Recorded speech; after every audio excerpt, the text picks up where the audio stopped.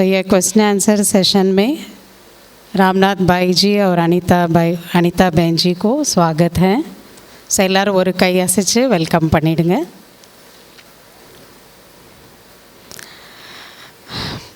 सभी माताओं के मन में कुछ ऐसे बातें हैं, प्रश्न भी हैं, जिसमें उनको क्लैरिटी चाहिए, मार्गदर्शन चाहिए. तो यह अभी आपसे पूछ रहे हैं. तो उन्होंने खुद कुछ क्वेश्चंस प्रश्न डाले हैं लिख करके, तो वो अभी हम आपसे पूछेंगे. पहला क्वेश्चन है रामनाथ भाई जी से. कोई जहाँ पर नेगेटिव एनर्जी होती है, ऐसे लोग बोलते हैं, उसको हम ईविल सोल भी कह सकते हैं, उसे हमारे ऊपर नेगेटिव असर पड़ेगा, अपने जीवन में कुछ नेगेटिव असर पड़ेगा.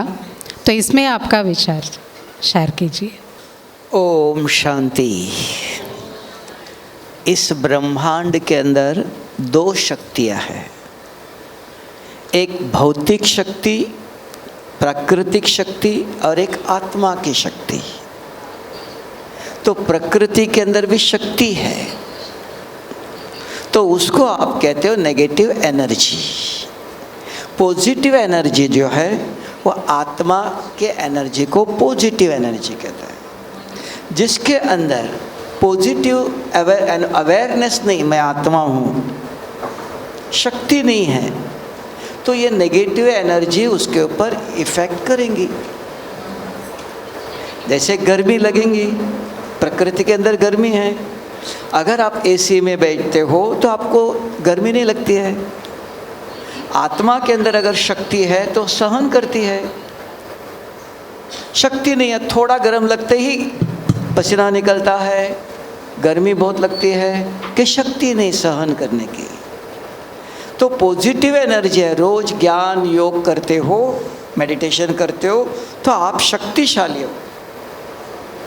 कितना भी तंत्र मंत्र, भारत के अंदर 4 वेद है, तो उन वेदों के अंदर भी शक्ति, मंत्र शक्ति, तंत्र शक्ति, तो अलग अलग शक्तियाँ हैं. वो प्रकृति की शक्ति है.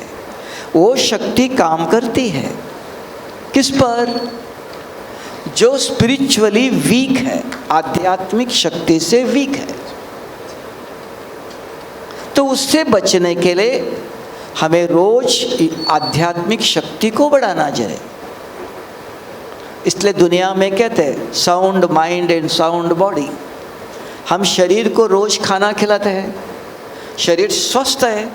आत्मा के लिए क्या करते हो? Sound body, weak mind, weak आत्मा. तो शरीर का प्रभाव पड़ेगा, प्रकृति का प्रभाव आत्मा पर पड़ता है. समझ में आया? ठीक है. ओम शांति. जी भाई जी, थैंक यू. तो शक्तिशाली मन में नेगेटिव एनर्जी का असर नहीं पड़ेगा. नेगेटिव एनर्जी है, लेकिन हम शक्तिशाली होंगे तो उसका असर नहीं पड़ेगा. थैंक यू भाई जी. और अगला प्रश्न है अनीता दीदी जी से. एक माता जी ने पूछा है, मेरे को कभी कभी बहुत डर लगता है, बिना कारण भी डर लगता है. मेरे अंदर कोई कमज़ोरी है तो भी डर लगता है या महसूस होती हैं, लेकिन वो कमज़ोरी क्या है मुझे पता नहीं चल रहा है, तो मैं क्या करूं? और दूसरा प्रश्न भी है, जो लोग शरीर छोड़ दिया, मुझे बार बार उसका याद आता रहता है, इसके लिए क्या करें? ओम शांति.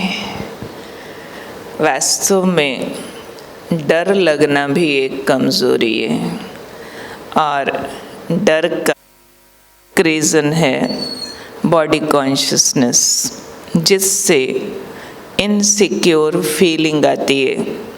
बॉडी कॉन्शियसनेस से बहुत तरह का मेरा मेरा पैदा होता है, पॉजेसिवनेस पैदा होती है. और जब हम मेरेपन की फीलिंग में होते हैं तो लूजिंग फीलिंग आती है, डर लगता है मेरे को कुछ हो न जाए, ये ज़रूरी नहीं है कि मुझे कोई अपनी कमज़ोरियों से डर लगे, कि मुझे गुस्सा बहुत आता है, क्या करूं, फिर डर लगता है। वास्तव में डर एक तरह की डीप पॉजेसिवनेस है, डीप अटैचमेंट है, या कोई अपनी गलतियां हो चुकी हैं तो सबकॉन्शियस माइंड में एक रिकॉर्डिंग है कि मेरा फ्यूचर खराब ना हो जाए, उसका डर होता है। या फिर हम अटैच हैं कहीं पर तो वो चीज़ें मेरे से छूट न जाएं, उसका डर होता है। तीसरा डर होता है अपनी एक्सपेक्टेशंस, कि बहुत ऊंची ऊंची उम्मीदें लगा के रखी हुई है तो डर लगता है पता नहीं पूरा होगा या नहीं। एक्सपेक्टेशंस बहुत हाई और उसके कंपैरेटिवली जो हमारा एफर्ट होना चाहिए वो बहुत लो है, पुरुषार्थ बहुत कम पावर का और इच्छा बहुत बड़ी, तो मिस मैच हो जाता है, तो डर लगता है। जैसे कोई बच्चा इच्छा रखे टॉप करने की और पढ़ाई ठीक से करे नहीं तो उसको बहुत डर लगेगा, क्योंकि वो टॉप नहीं कर पाएगा तो उसके लिए वो फेलियर है। सिर्फ फेल हो जाना फेलियर नहीं है, लेकिन अपनी इच्छा पूरी ना होना। तो जिन भी माता जी ने लिखा है, सिर्फ कमज़ोरियाँ चेक नहीं करो, अपनी इच्छाएं चेक करो, कौन कौन सी इच्छाएं डरा रही हैं। अपने किसी भी तरह की जो अटैचमेंट्स है वो चेक करो, कहाँ कहाँ मोह लगाव है उसको वैराग में बदली करो, इच्छाओं को संतुष्टि में बदली करो, तो डर चला जाएगा। और कई बार और कोई इच्छा नहीं होती है लेकिन ईगो होता है, तो ईगो वाले को ये भी डर होता है कि अगर मेरी इज्जत वैसी नहीं हुई जैसी दूसरों की होती है तो भी डर लगता है। और साथ में अटैच्ड क्वेश्चन है वो बहुत रेलेवेंट है कि जो जो लोग शरीर छोड़ कर गए उनकी याद आती रहती है। तो बाबा ने कहा शरीर छोड़कर जो गए उनकी याद तो अवश्य डराएगी। उन सब की यादों को बाबा के आगे सरेंडर कर देना चाहिए, ये सोचकर कि जो भी गए हैं उनके सिर्फ कपड़े जले हैं, वो अमर आत्मा थे, अभी भी कोई नए कपड़े पहन करके अपने रोल में खुश है, तो मैं उनको याद करके उनको डिस्टर्ब क्यों करूं। जब भी उनकी याद आए उनको बाबा के सामने हंसता खेलता खुश देखो। और सबसे ज़्यादा डराता है पास्ट की बातों को अगर कोई याद करता रहता है तो पास्ट को कहते ही है भूतकाल। तो भूतकाल की यादें भूत बन के डराती हैं। फिर भी अगर माता जी को कुछ सर्च ना हो पा रहा हो कि मुझे किस बात का डर लग रहा है, तो स्वमान का अभ्यास करें, मैं मास्टर सर्वशक्तिमान हूँ। जैसे हमारे सूर्य भाई जी लिखवाते हैं, बहुत अच्छा रिजल्ट निकलता है उसका कि डेली 108 बार लिखो मैं मास्टर सर्वशक्तिमान हूँ। पर जब लिखो तो स्लो स्पीड में लिखो, स्वरूप में स्थित होकर लिखो। ये वाला स्वमान, दूसरा मैं शिव शक्ति हूँ, तीसरा मैं निर्भय आत्मा हूँ, चौथा भगवान मेरे साथ है, डरने की क्या बात है, जिसका साथी है भगवान उसको क्या रोकेगा आंधी और तूफान। बार बार अपने को फील करो, मैं बाबा का हाथ पकड़े साथ साथ हूँ बाबा के, तो डर भाग जाएगा। या फिर निराकार सर्वशक्तिमान की किरणों की छतरी में, किरणों के ऑरा में, घेरे में अपने आप को सुरक्षित महसूस करो और बार बार ये सीन बनाओ कि दुनिया में कुछ भी हो रहा है, मैं बाबा की छत्र छाया में सुरक्षित हूँ, निश्चिंत हूँ। तो अभ्यास करते करते अच्छा रिजल्ट आ जाएगा। ओम शांति। थैंक यू दीदी। तो यह डर बाय एक बहुत बड़ा बीमारी है, सारी दुनिया में अभी फैली हुई है। इसलिए हमें इसमें बचकर रहना चाहिए। सो दीदी ने बहुत अच्छा साइकोलॉजिकली भी एक्सप्लेन किया। इसका मुख्य कारण है डीप अटैचमेंट, तो उसको चेक करके हमको छोड़ना पड़ेगा। उसके लिए क्या अभ्यास करना है, कौन सी अभ्यास करना है, वो भी दीदी ने एक्सप्लेन किया। तो हम करेंगे सिंसियरली, तो इस बीमारी से हम बचकर रहेंगे। थैंक यू दीदी। अगला प्रश्न है भाई जी से।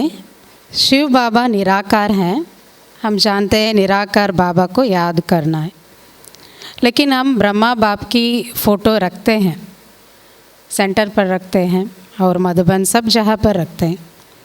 मेरे घर में ब्रह्मा बाबा का फ़ोटो रखने के लिए मना करते हैं, इसलिए मैं ब्रह्मा बाबा का फ़ोटो छिपकर रख सकती हूँ,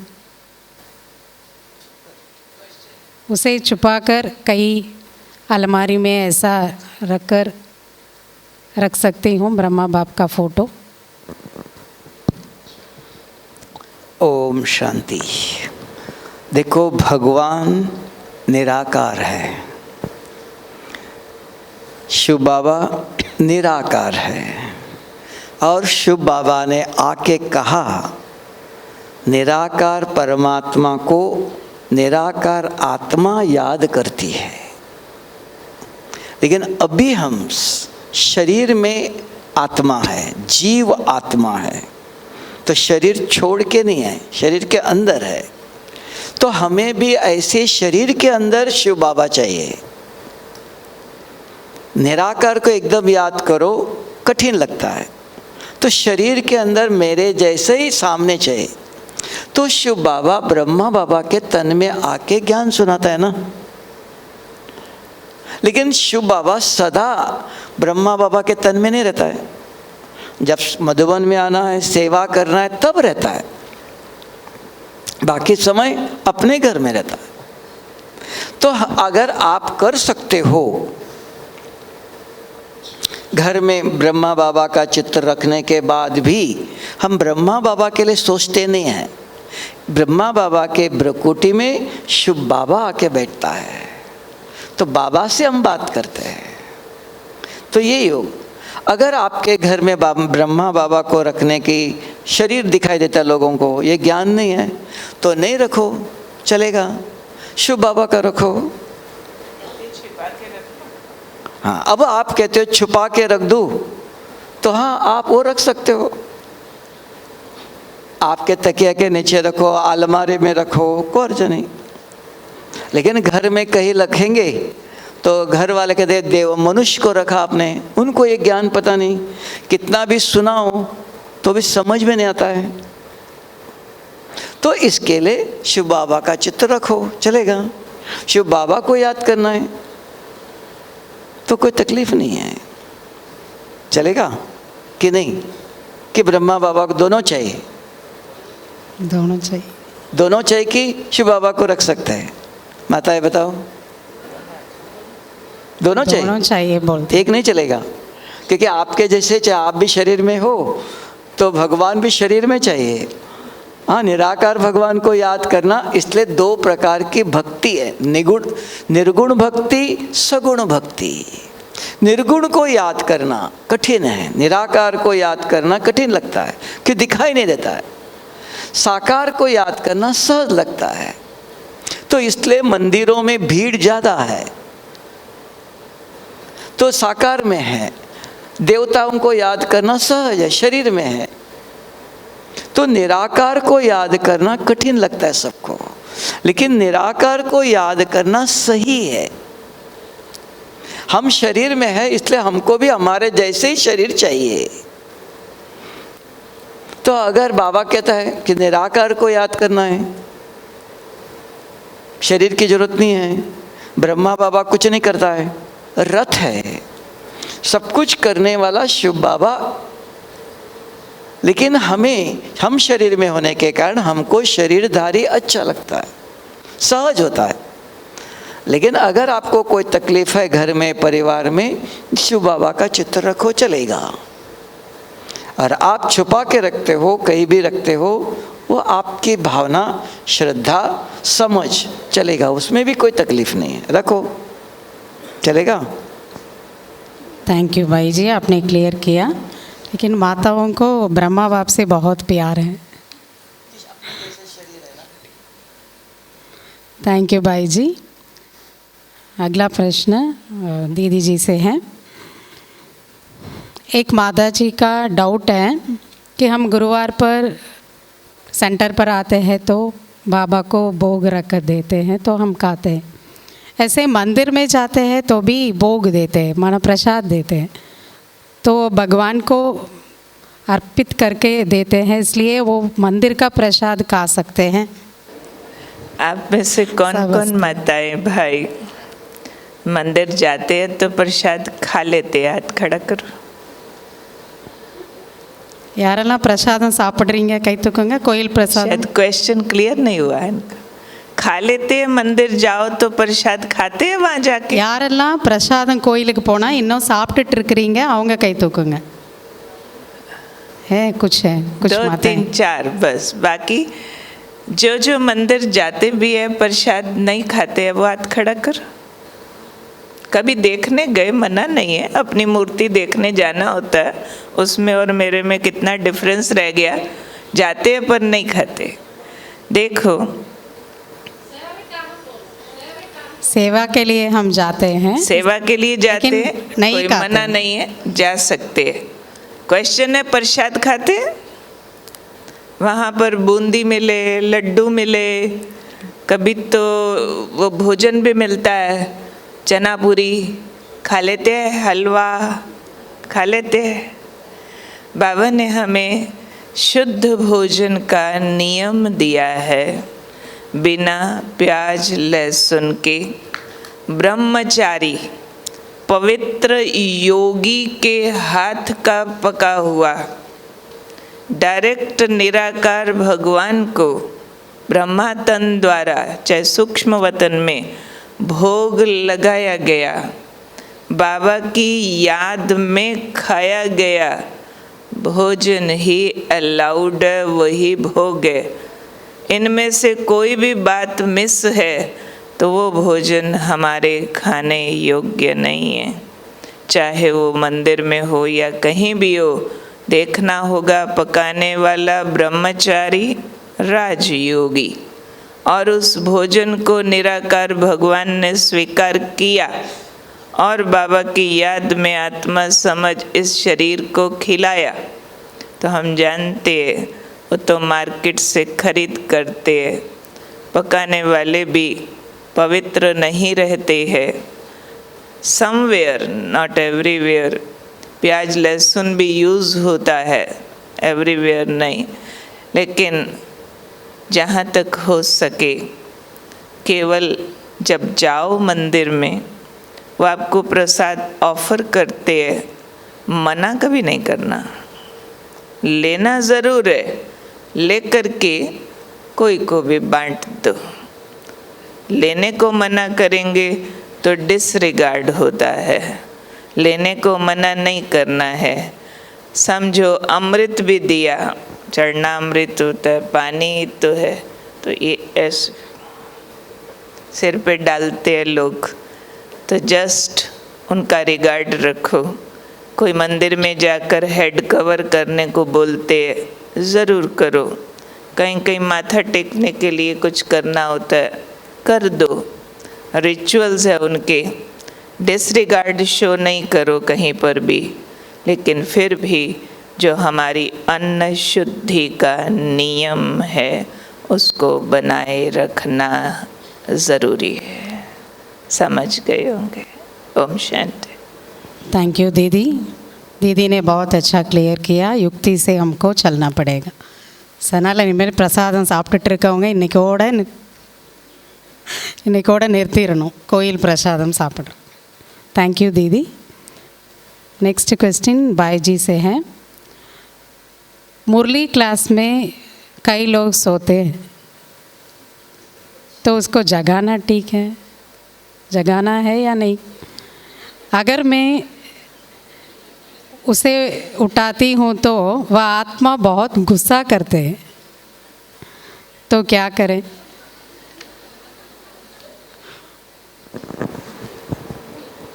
सबको हंसी आती है, देख लो। मतलब सभी को मुरली क्लास में नींद आती है। हाँ,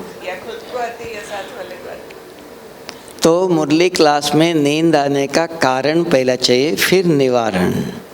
कारण हम सवेरे जल्दी 3 बजे उठते हैं, है ना, कोई स्नान करके आने में जल्दी उठते हैं। नींद सवेरे सवेरे बहुत अच्छी आती है। क्यों? शरीर भी ठंडा होता है, मन बुद्धि भी ठंडा होता है, तो ठंडी में नींद अच्छी आती है। तो उसी समय आपको उठना पड़ता है, नींद कंप्लीट नहीं होती है। तो यहाँ आके बैठे तो यहाँ भी आपका मन बुद्धि चलती नहीं है। गीत सुना, कमेंट्री सुना, शांत हो गए, तो ठंडा वातावरण है, सबके अंदर अच्छे विचार है, तो अच्छे वातावरण में अच्छी नींद आ जाती है। तो ये दूसरा कारण है। तो ये 2 होता है। अब इन दोनों का निवारण चाहिए। तो आप क्या करो, सवेरे उठते ही 1 गिलास पानी पी लो, थोड़ी सी मुरली पढ़ो, थोड़ा वॉकिंग भी करो। हाँ, आके बैठकर योग करने की विधि है। तो जैसे कल कहा था, बाबा कोई मुरली के पॉइंट सुनाओ। बाबा कल आपने मुरली में बहुत अच्छे पॉइंट सुनाया। बाबा कल आपने ये भी कहा। ऐसे बाबा से बात करना सीखो। तो बात करते रहेंगे तो नींद नहीं आएंगे। खाली रहते हो तो गीत सुनते हो तो विचार नहीं चलता है, सुन रहे हो। जैसे बच्चा सोता नहीं है तो उसको कहानी सुनाते हैं, गीत सुनाते हैं, अच्छा नींद आ जाती है, तो सुनते हैं। तो इसके कारण गीत बजाना इसलिए ऐसा हो गया, गीत सुनते सुनते अच्छे योग लगा आज, क्योंकि कोई गलत विचार आया नहीं, वो नींद का योग लगा। योग में नींद थी तो अच्छा लगता है वो भी।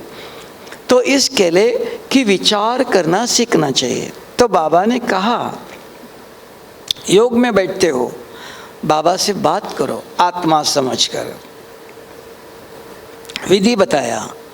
तो बैठते ही पूछो। अगर मैं आपसे पूछता रहता हूँ, माता जी आपका नाम, आप कहाँ से आए हो, तो आपको नींद आएंगी नहीं, बात कर रहे हो।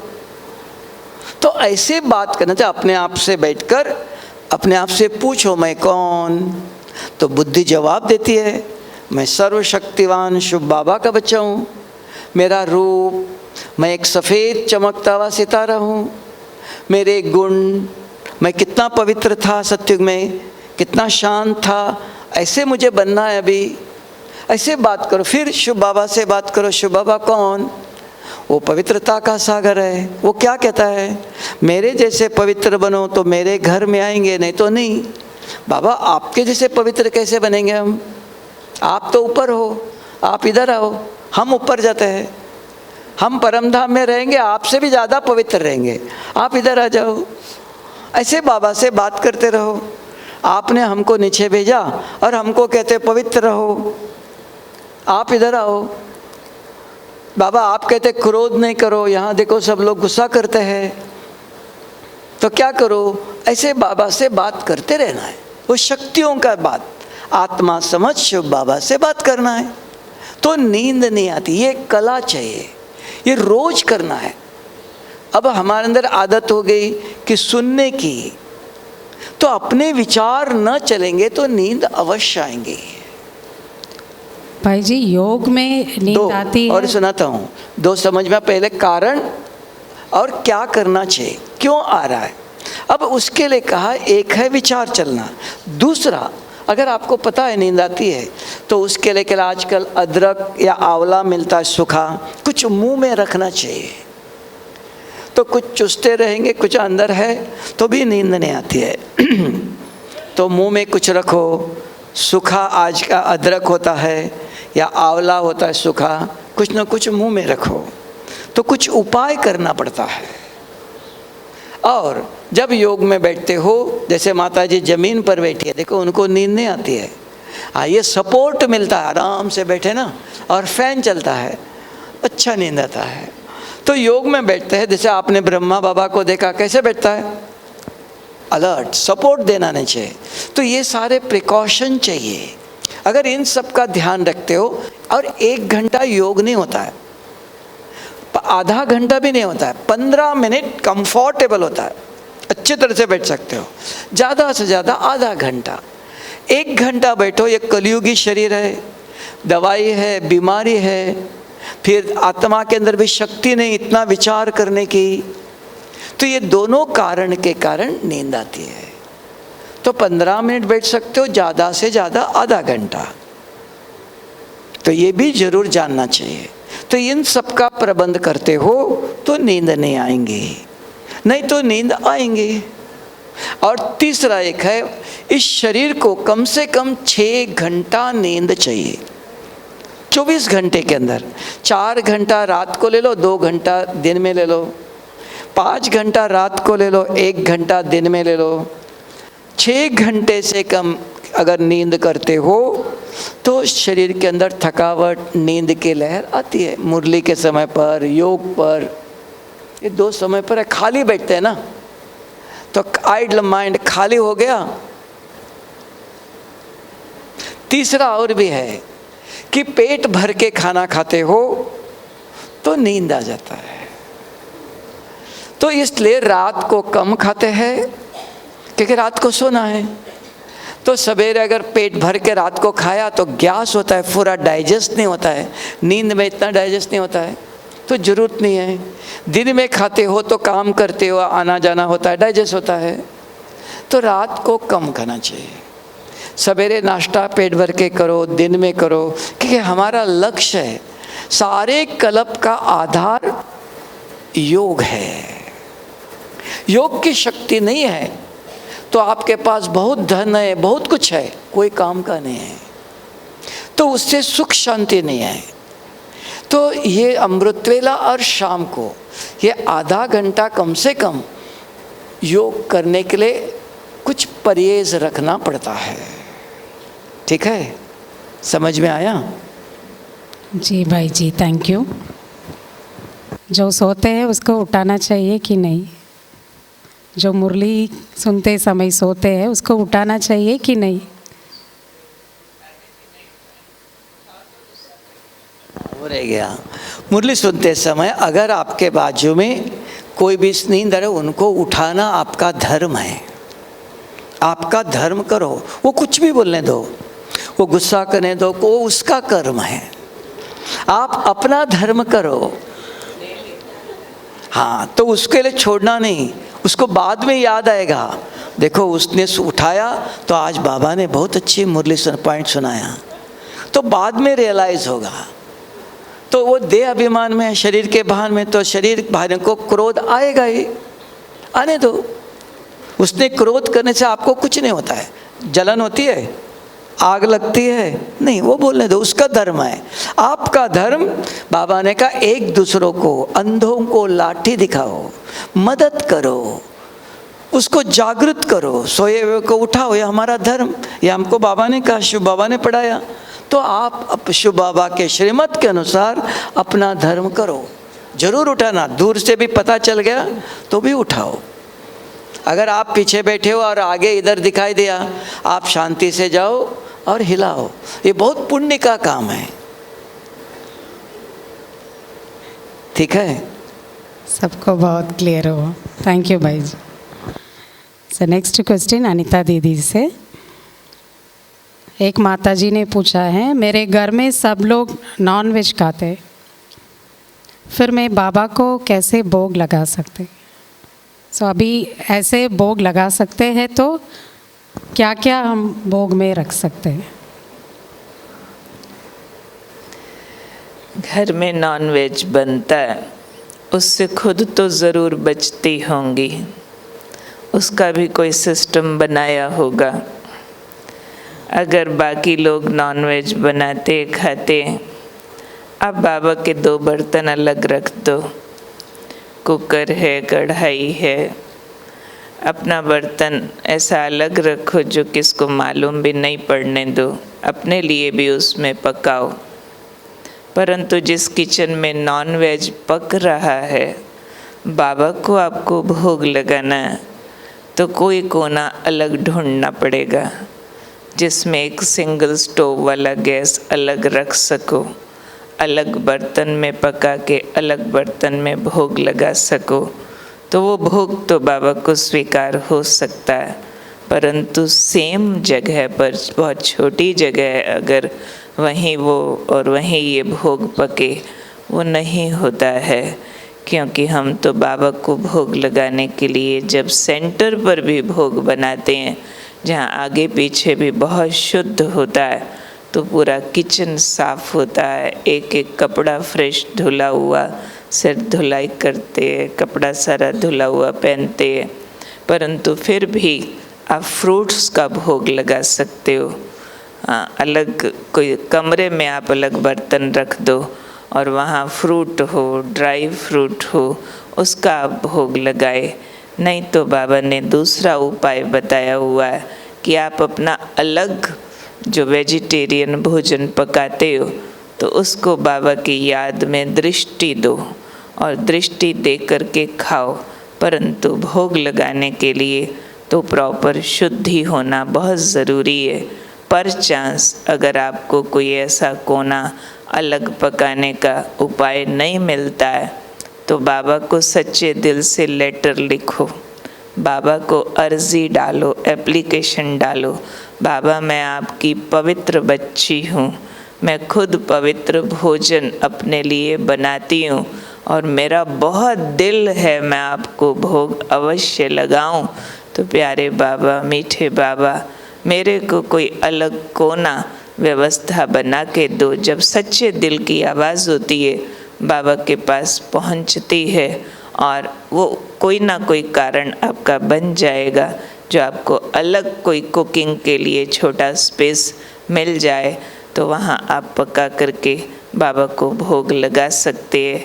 और फिर भी जो लोग नॉन वेज खाते हैं तो एक लंबा टाइम उनको सकाश दो, बार बार ये विजुअलाइज करो कि वो सब देवता बन रहे हैं, ब्राह्मण बन रहे हैं, वो शुद्ध भोजन खा रहे हैं, उनके ऊपर बाबा की पवित्र किरणें पड़ रही है, उनकी बुद्धि शुद्ध हो रही है।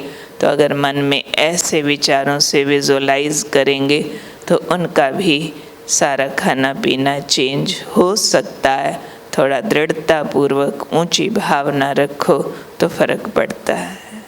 ओम शांति। थैंक यू दीदी, आपने क्लियर किया। नेक्स्ट क्वेश्चन भाई जी से है, चेहरे और चलन से बाबा को प्रत्यक्ष करना है तो कैसे कर सकते हैं?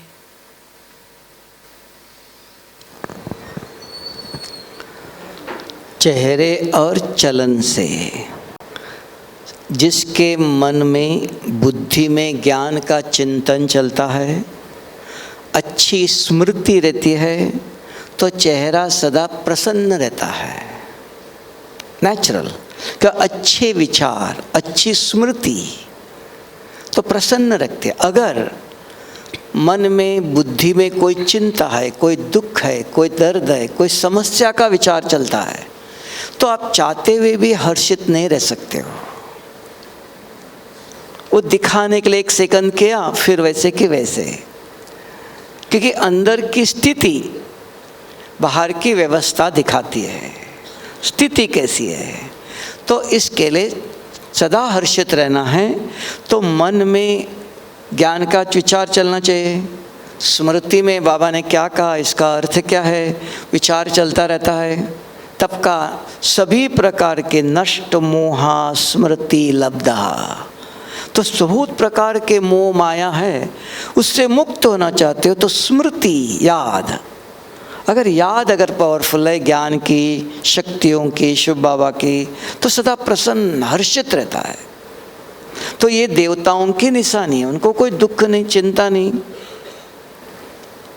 तो इसके लिए क्या, ये फिर चेहरे से और चलन, कैसे देवता कैसे चलते हैं। हम कहते हैं फरिश्ता चलो धीरे, आवाज़ नहीं आना चाहिए, चप्पल पहनते आवाज़ आता है, बहुत स्पीड से चलते हो, धीरे से चलो, बोलना भी बहुत फास्ट बोलते हो, धीरे धीरे बोलो।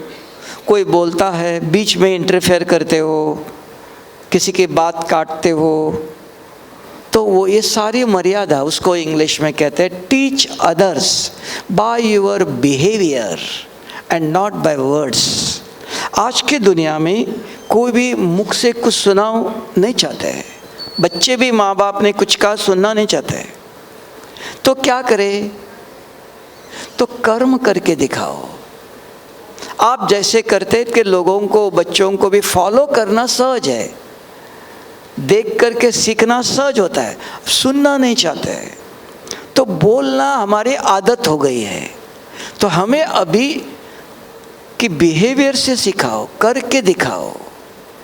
अगर बच्चे को कहो बार बार इधर कीचड़ डालो, वो डालते नहीं, सुनते नहीं है। आप रोज उधर डालते हो तो आपको देखते हैं ये क्या करते हैं, तो उसको कहा बिहेवियर से सिखाओ, teach others by your behaviour. आज की दुनिया में तो इसके लिए चलन चल के, कर्म करके दिखाओ। उदाहरण के लिए बताऊं, देखो डॉक्टर अशोक मेहता था, उसकी लड़की ज्ञान में नहीं चलती थी। शुरू में जब हम उनको ज्ञान सुनाते थे वो बहुत प्रश्न पूछती थी कि ये सहन करो, सहन नहीं कर सकते हम, क्यों करेंगे? वो गलत करे और हम चुप रहे, हम सहन करें, वो गलत करते रहे, ऐसे आर्गुमेंट करती थी। तो उसके बाद उसकी शादी हुई तो ससुराल में गई, वहाँ उनकी सास जो थी वो न्यूज़पेपर पढ़ती थी और इधर रखती थी, चाय पीती थी, कप उधर ही रखती थी। तो वो रोज़ कहती थी कि माताजी ये उधर रखो, पढ़ने के बाद न्यूज़पेपर फोल्ड करके रखो, तो वो नहीं करती थी।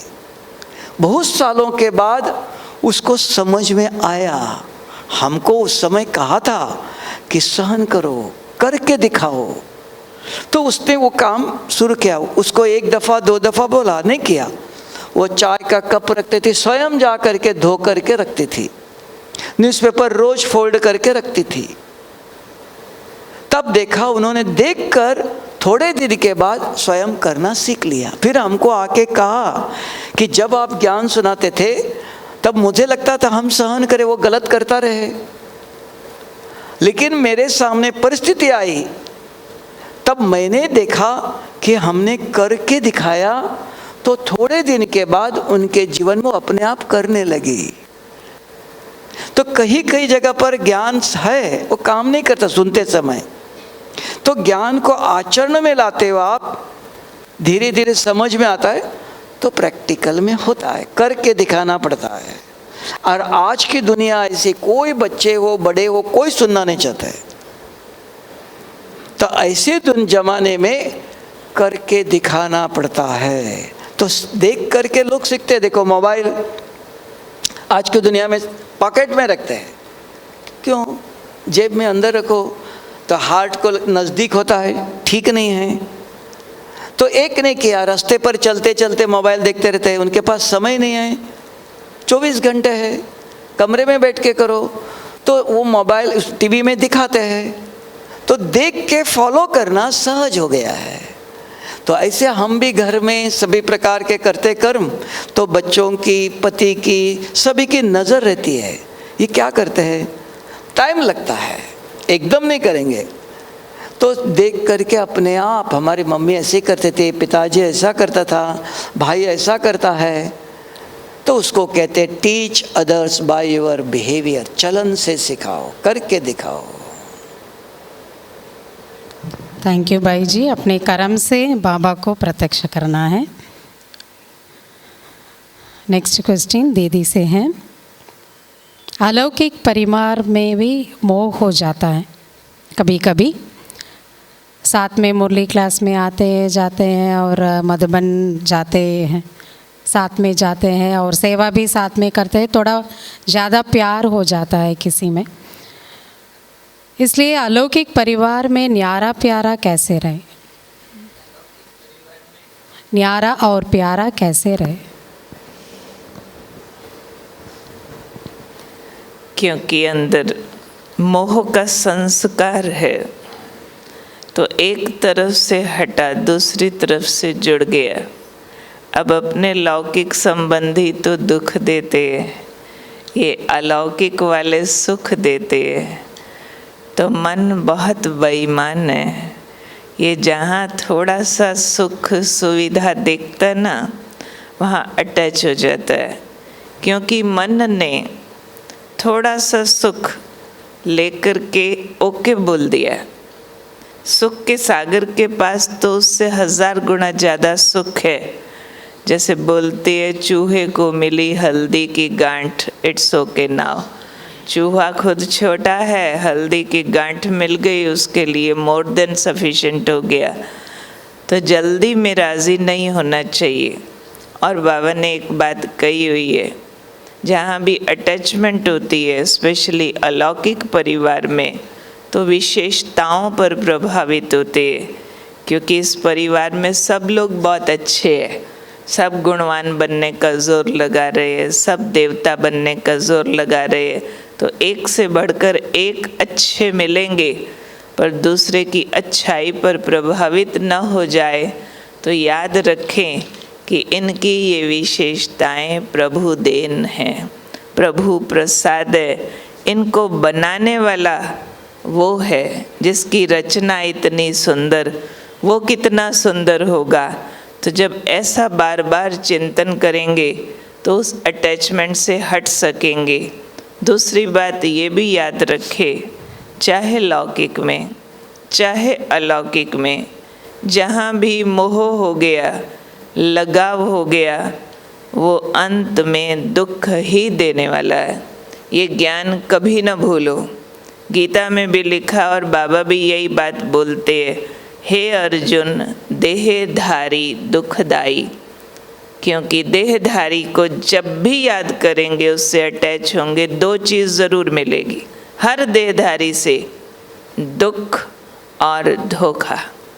चाहे वो बहुत बुरा है तो अपने अवगुण से दुख देगा, बहुत अच्छा है तो आज नहीं तो कल दूर जाएगा, या उसको कुछ तकलीफ अपने शरीर को आएगी, या उसका शरीर पूरा हो जाएगा तो उसके दुख में हम दुखी हो जाएंगे।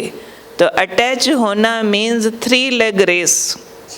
3 लेग रेस में क्या होता है, हम अपनी एक लेग दूसरे की लेग के साथ बांधकर दौड़ते हैं, और दूसरा गिर गया तो गलती दूसरे की, पर हम भी साथ में गिरेंगे ज़रूर, क्योंकि वो गिरा है। तो वो गिरेगा तो हमको भी गिराएगा, वो उड़ेगा तो हमको भी उड़ाएगा। तो ये बहुत बड़ी गुलामी है, बहुत बड़ी स्लेवरी है। हम राजा बनने वाली आत्माएं इस तरह संगम युग पर मोहवश, कहीं अटैचमेंट वश किसी के गुलाम नहीं बन सकते। बाबा ने कहा, बच्चे कहते हैं फलाना फलानी अच्छा लगता है, इच्छा नहीं है, लगाव नहीं है। तो बाबा कहते अच्छा लगना भी बुरा है। जो मन कहे इसी के साथ आना, इसी के साथ जाना, इसी के साथ मुरली रिवीजन, इसी के साथ सेवा करना, ये नहीं होते या होती तो दिल नहीं लगता, ये भी बहुत बड़ा सोने का हिरन है। सोने का हिरन मरता है तो राक्षस निकलता है।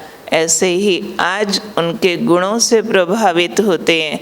तो हर एक देहधारी में गुण भी है तो अवगुण भी है। आज उसका गुण सुख दे रहा है, कल उसका अवगुण दुख अवश्य देगा। तो फार साइटेड होकर के, अच्छे योगी बन करके सबके साथ बराबर व्यवहार करो। उठो बैठो मिलो जुलो, आओ जाओ सेवा करो, लेकिन डिपेंडेंट नहीं हो जाओ कि सिर्फ तेरे साथ नहीं, इसके साथ भी, इसके साथ भी, इसके साथ भी, तभी आप राजा बन पाएंगे। नहीं तो ऊंच पद पर क्वेश्चन मार्क आ जाएगा। केयरफुल होके अपने ऊंच पद की तैयारी के लिए इन बातों को क्रॉस करना है। ज्ञान की शक्ति से और बाबा के प्यार की शक्ति से क्रॉस हो जाती है। सिर्फ लक्ष्य रखो तो क्रॉस हो जाती है। ठीक है, ओके, ठीक है भाई साहब। कोई और बात इसमें? थैंक यू दीदी, बहुत अच्छा बताया। भाई जी से प्रश्न है। एक माता जी ने लिखा है कि सेवा में माया आती है, अगर कोई आत्मा सेंटर पर आकर के ज़्यादा सेवा करना शुरू करते हैं तो मुझे कुछ डिस्टर्बेंस अंदर होता है। ये गलत बात ही है, मैं समझती हूँ, लेकिन उसे कैसे बाहर आऊँ, ये एक प्रश्न है। इसके रिलेटेड और एक प्रश्न है, मेरी जहाँ अगर कोई दूसरी माता सेवा करे, कल तक मैंने उस सेवा किया, आज से उन्होंने शुरू किया वो सेवा करना, तो मुझे बहुत गुस्सा आता है, तो क्या करूँ?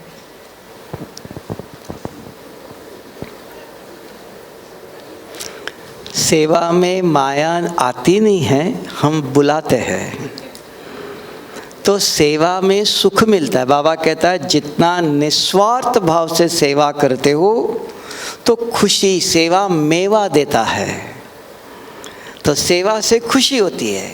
लेकिन सेवा के अंदर इच्छा होती है, मेरा नाम होना चाहिए, मेरा फोटो होना चाहिए, ये मुझे ही करना चाहिए, मैंने किया, दूसरों ने नहीं करना चाहिए, दूसरे ने कुछ मुझे बताना ना चाहिए, ऐसा करो ऐसा करो, हम सब जानते हैं। तो ये सभी अहम है, तो ज्ञान की कमी है वहाँ, तो उनको ये माया का रूप दिखाए। तो माया नहीं आती सेवा में, सेवा आप करो, शिव बाबा ने जो कहा है बाबा के श्रीमत के अनुसार। और सेवा करते समय एक लक्ष्य चाहिए कि सेवा हम किसकी कर रहे हैं, किसने कहा आपको करने के लिए? शिव बाबा ने कहा। शिव बाबा की सेवा करते हो तो पद्मों की कमाई जमा होती है। अगर इन्होंने कहा इसलिए कर रहा हूँ तो वो देंगे ना। अगर यहाँ शरीरधारी याद आते हुए कर्म करते हो, कोई सेवा करते हो, तो उनसे हमें कुछ इच्छा है, वो दे नहीं सकते हैं, तो देने वाला वो है। तो कोई भी काम करो, बताएंगे आपको, ये बहन जी कहेंगे ऐसा करो, भाई कहेगा, लेकिन बुद्धि में चाहिए ये शिव बाबा की सेवा है। शिव बाबा को याद करते हुए कोई भी सेवा करते हो, पद्मों की कमाई जमा होती है। क्यों? चमत्कार नहीं, शिव बाबा अविनाशी है, वो जो देता है वो अविनाशी देता है, थोड़े समय के लिए नहीं देता है। तब बाबा ने कहा मेरे श्रीमत पर और मुझे याद करते हुए कोई भी काम करो, कोई भी संकल्प करो, तो असंभव भी संभव होगा और पद्मों की कमाई जमा होंगी। तो ये नहीं है मेरा नाम, उसने इंटरफेयर नहीं करना चाहिए, मुझे किसी ने कुछ बोलना नहीं चाहिए, मैं सही कर रहा हूँ, किसी का एडवाइस नहीं चाहिए, मैं ही सही हूँ, मेरा फोटो होना चाहिए, मेरा, ये सब अपना है। ज्ञान की कमी वालों की उनको माया लगती है, नहीं तो माया नहीं। एक दूसरा, सेवा में मेरी सेवा। जैसे कोई गाड़ी चलाता है तो आज तुम जाओ, उसको कहता अरे मैं रोज जाता था, आज इनको बोला, तो उसके मन में विचार चलता है, तो ये ठीक नहीं है, इसको ऐसा करना चाहिए, तो उसके प्रति गलत विचार। तो वो समझता है गाड़ी चलाना मेरा काम, मुझे ही करना है, ये मेरी ड्यूटी है। मेरी ड्यूटी उसने कैसे लिया? तो क्यों दिया पूछेंगे आप। तो बहन जी ने, किसी ने देखा ये गाड़ी ठीक नहीं चलाता, बीच में ब्रेक लगाता है, जब ये आता रोड के अंदर तो ब्रेक लगाता है, हिलाता है, तो ऐसे लगा तो आज इसको लेके जाते हैं, ये अच्छा चलाएगा। तो उनकी जो कमी है, नहीं तो अगर वो अच्छा चलाता है, ठीक करता है, तो कोई कुछ नहीं करता है, वो भी संतुष्ट, हम भी संतुष्ट। अगर उसकी गाड़ी चलाने की जो विधि है, एक बार देखते हैं ठीक नहीं लगता है तो चेंज करते हैं, लेकिन उसको वो ठीक नहीं लगता है तो उसके अंदर द्वंद्व चलता है, युद्ध चलता है, इसने मेरे लिए कुछ कहा होगा, इसने ऐसा किया होगा, तो ये चलता है। तो इसके लिए हमको समझे, हम अगर योग्य है, बाबा हमको सेवा देगा, हम योग्य नहीं हैं, सेवा नहीं। जैसे सेंटर में भी अभी माता जी सेवा खिलाती थी रोज, तो देखा कि किसी ने बोला ये माता जी स्नान करके नहीं आती है, इनके घर में स्वच्छता नहीं है, ये माता जी गुस्सा करती है घर में भी। तो बहन जी को पता चला ये ठीक नहीं है, तो दूसरी माता जी को बुलाती है, तो उनको लगता मेरी सेवा, इनको क्यों बुलाया। लेकिन माता जी ये नहीं देखती है कि मुझे क्यों मना कर रहे।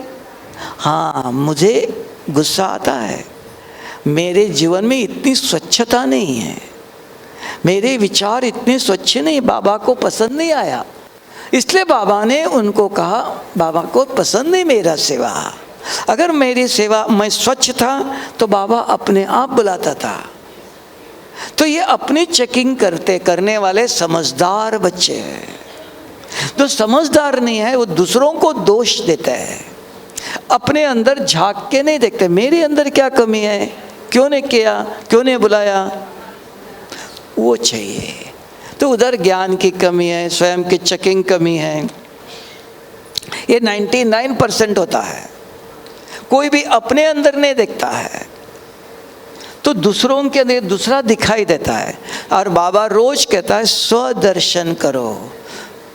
तो मेरी सेवा इनको क्यों दिया कि मेरे अंदर कुछ कमी है। अपने अंदर देखो, एकदम दूसरों को दोष नहीं देना। तो अपने अंदर चेकिंग करते हो तो मेरे विचार ठीक नहीं, मेरी सफाई ठीक नहीं, मेरा कर्म ठीक नहीं है, तो मुझे और ठीक करना चाहिए।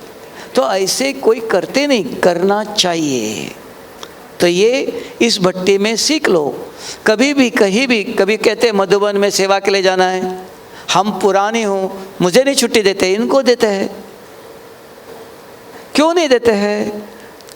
बाबा के कमरे में बैठो, बाबा से पूछो, ये बहन जी हमको नहीं भेजती है।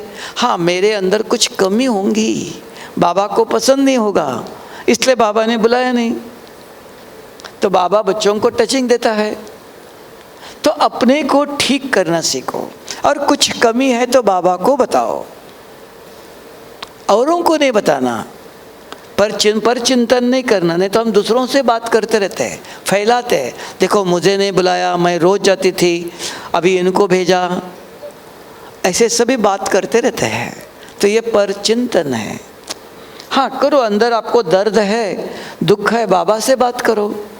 हमारा कोई माँ बाप है ना, कि नहीं है? जब माँ बाप नहीं है तो भाई बहन आपस में बात करते लड़ते। हमारा धनी है, माँ बाप है, तो बाबा से शेयर करना चाहिए। थैंक यू भाई जी, क्लियर किया आपने। लास्ट प्रश्न है वो अनीता दीदी से। सेंटर पर जो समर्पित बहन रहती है या भाई रहते हैं, उसके बारे में कुछ लोग ऐसे हैं वो नेगेटिव बातें बोलते रहते हैं, वो आकर के बोलते रहते हैं और कुछ ऐसे करते हैं, सेंटर का वातावरण खराब करते हैं। तो इन बातों से हम कैसे बचे रहे?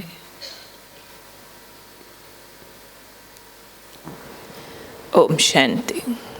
जिसने भी पूछा है बहुत अच्छा क्वेश्चन है। ये यज्ञ की वफादारी का क्वेश्चन है। देखो, सेंटर के जो निमित्त होते हैं बहनें या भाई, वो बाबा की सीट पर है। पहली बात, बाबा ने उन्हें निमित्त बनाया है। दूसरी बात ये याद रखनी है कि परफेक्ट कोई बना नहीं है, उनमें कोई ना कोई कमी छूट सकती है जो धीरे धीरे पुरुषार्थ से भर जाएगी। परंतु अगर क्लास वाले कोई उनकी कोई बात उठाकर, समटाइम्स उनमें अवगुण है, समटाइम्स अपना दृष्टिकोण खराब है उनका, तो उनका पर चिंतन करते हैं, इसके उसके आगे उनकी बुराई करते हैं, तो ये सिर्फ निमित्त की बुराई नहीं होती है, लेकिन समझो यज्ञ की बुराई कर रहे हैं, क्योंकि बाबा ने उनको निमित्त बनाया है। समझो हम बाबा की बुराई कर रहे हैं। जितना दोष बुराई करने वाले का है, सुनने वाले का भी उसमें शेयर बन जाता है। इसलिए अगर आपके सामने कोई ऐसी बात आ जाती है, जबकि कोई किसका अवगुण सुनकर यहाँ वहाँ सुना रहे हैं, वातावरण बना रहे हैं, तो आपको बीच में सबको पॉजिटिव करने की जिम्मेवारी उठानी है। जहाँ वो कोई बुराई करे, आप उसको बुराई को कट करके उसके अगेंस्ट पॉजिटिव बोलो। पर अगर आपका ज़ोर नहीं चले, कई बार कोई बहुत क्रिटिकल बात आ जाती है, किसी क्लास वाले के अपने एटीट्यूड के कारण से बहन ने कोई छोटी सी बात बोली और वो बड़ा ब्लेम लगा देते हैं, बड़ा वाला, गंदा वाला, और बाहर तक बात चली जाती है, तो लोगों के आगे बाबा का, संस्था का रेपो खराब होता है। छोटी बात बड़ी डिससर्विस का कारण बन जाती है। ऐसी कोई बात अगर आपको सुनाई पड़ती है, मालूम पड़ता है कि वो बहनों को, समर्पित भाई को बिना वजह कोई ब्लेम कर रहे हैं, दोष लगा रहे हैं, तो आप दीदी से शेयर करो, या और कोई बड़ी निमित्त जोन इंचार्ज दीदी है उनसे जा कर के शेयर करो।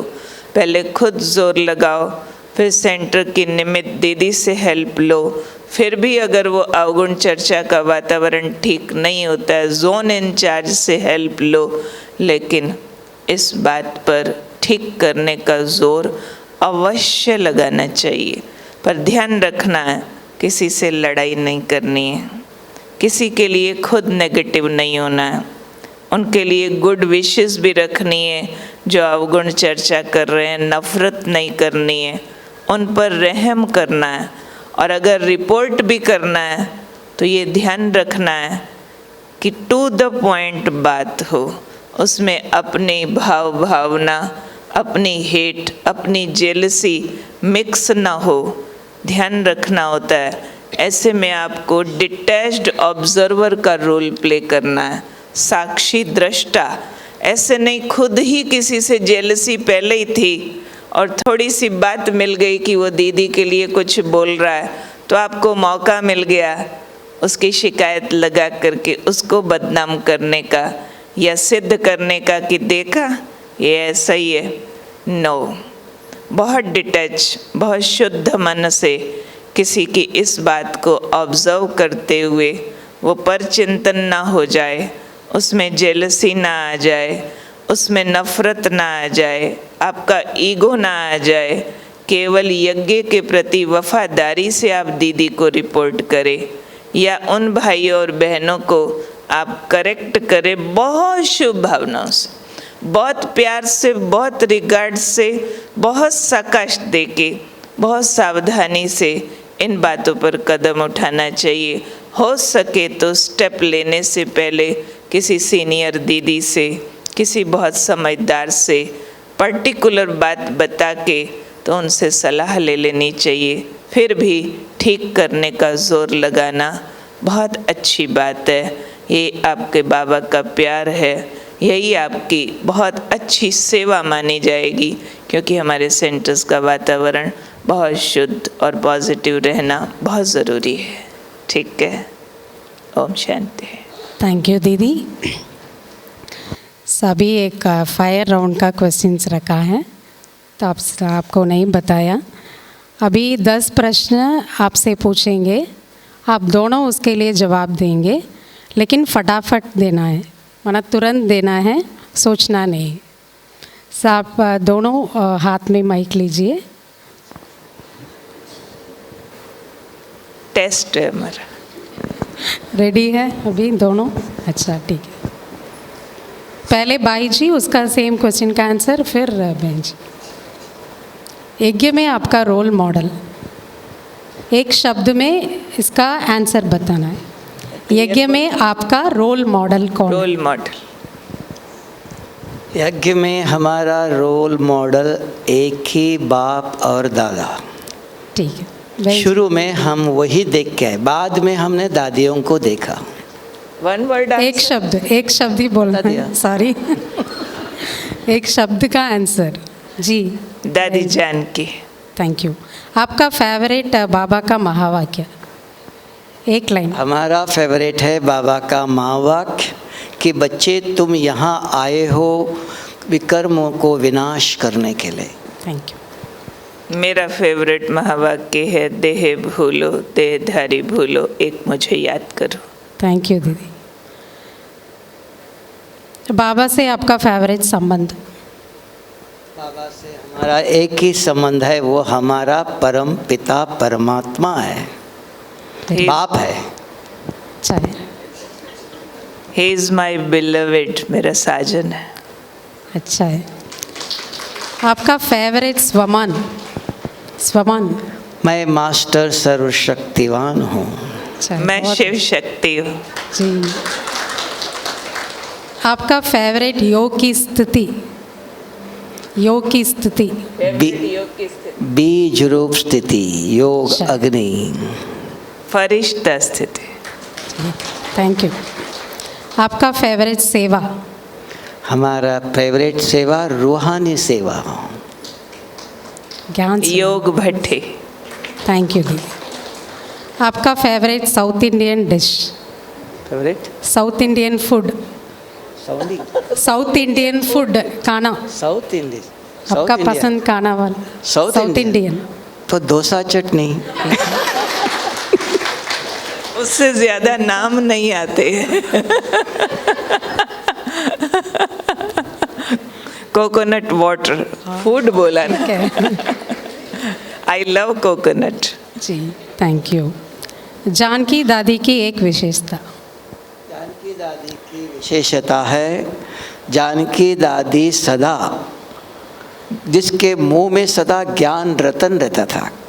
जी दीदी। विदेही रहना। ठीक है। गुलसा दादी की विशेषता? गुलजार दादी सदा रॉयल आत्मा। जी। सदा असोचता। जी। प्रकाशमणि दादी का एक विशेषता? प्रकाशमणि दादी कभी भी ना शब्द नहीं करेंगे, हाँ जी। उनका मदरली लीडरशिप। जी thank you. Last, Brahma Baba number 1 में आने का मुख्य एक कारण आप क्या समझते हो? ब्रह्मा बाबा नंबर 1 आने के लिए बाबा के अंदर एक लक्ष्य था कि माताओं को आगे रखना है, माताओं के द्वारा सेवा कराना है। सुपर। बाबा को नशा चढ़ गया, अहम विष्णु चतुर्भुज तत्वम, और उस नशे से बाबा सब कुछ भूल गया। थैंक यू दीदी। आपका लक्ष्य नहीं, आपका लक्ष्य क्या है? आप अपना भी बताओ। ऐसे भट्टी अटेंड करते रहना, ऐसे भट्टी कराने के लिए आप लोग हैप्पी विलेज में आते रहना, हमको कराते रहना। थैंक यू भाई जी, थैंक यू बहन जी। எல்லாரும் इस बाप समान संपूर्ण संपन्न बनने का भट्टी में सब माताएं बहुत लाभ लिया है। सबका चेहरे से इतना खुशबू और பிரசன்னता आ रहा है. ஸோ எல்லாரும் 2 பேருக்காக நல்லா கை தட்டிக்கோங்க. ஸோ நன்றிகள் சொல்லிக்கலாம்.